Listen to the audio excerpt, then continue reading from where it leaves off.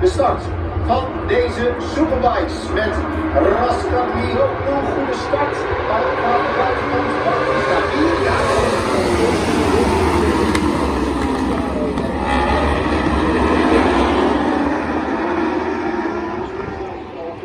Naar de tweede plek.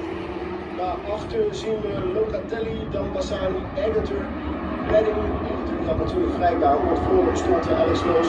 Die startte achteraan. Wel een hele goede start.